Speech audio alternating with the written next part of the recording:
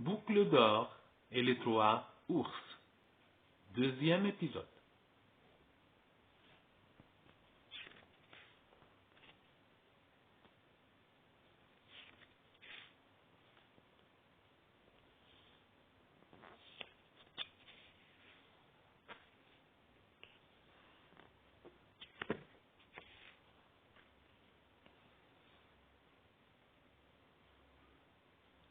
Boucle d'or s'assit, mais elle était bien agitée.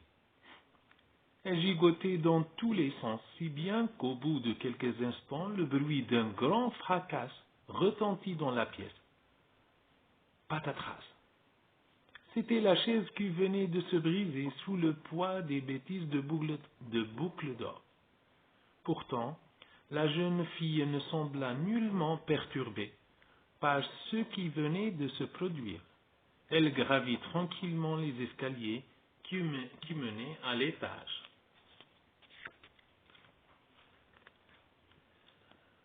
Elle découvrit une vaste pièce au milieu de laquelle étaient alignés trois lits. Un grand lit spacieux pour papa ours, un lit moyen pour maman ours, et un tout petit lit minuscule pour petit ours. Je me sentis fatigué, songea Boucle d'or. Ce grand lit fera parfaitement l'affaire. Je vais enfin pouvoir me reposer. Elle jeta les couvertures par terre et grimpa dans le grand lit de papa ours. Ce lit est trop raide, il ne me convient point, lâcha-t-elle au bout de quelques instants. Elle sauta sur le lit de maman ours. Le défi s'y allongea avant de dire « Ce lit ne me convient pas non plus. Il est trop mou, essayons plutôt ce petit lit. » Finalement, elle choisit le petit lit doué de petit ours. Épuisée, elle sombra dans un profond et paisible sommeil. Quelques heures plus tard, les occupants de la maison rentrèrent chez eux après une bonne promenade dans les bois. Ils avaient faim et avaient hâte de déguster le bon potage préparé par maman ours avant leur départ. En pénétrant dans la salle à manger, papa ours s'écria « Quelqu'un a goûté ma soupe ?»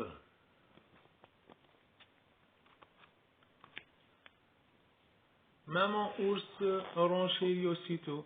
« La mienne aussi a été goûtée. » Petit ours dit alors d'une petite voix affligée.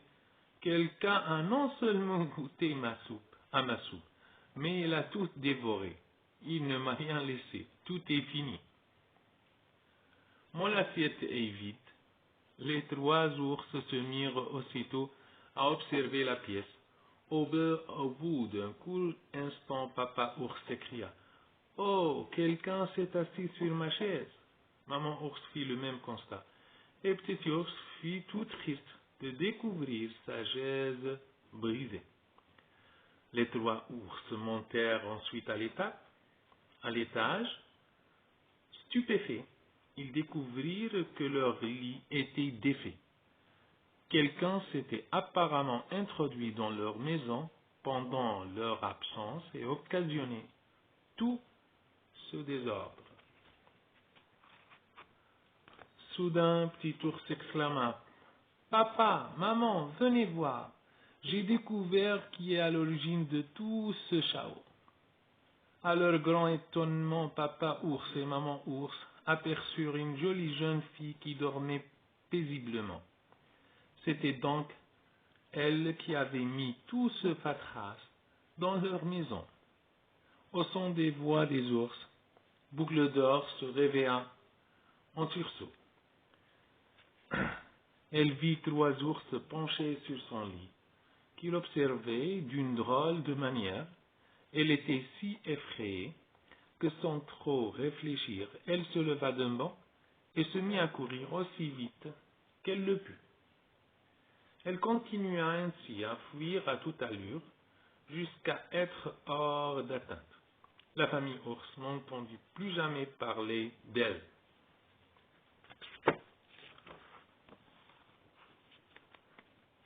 Morale.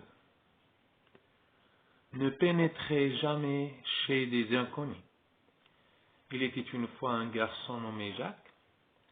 Il raconta l'histoire de Boucle d'Or à ses camarades de classe. Il aboutit à la conclusion que cela était contre toute bonne éducation de pénétrer chez des inconnus sans leur permission.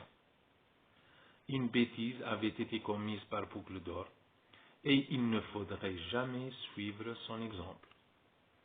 Au revoir.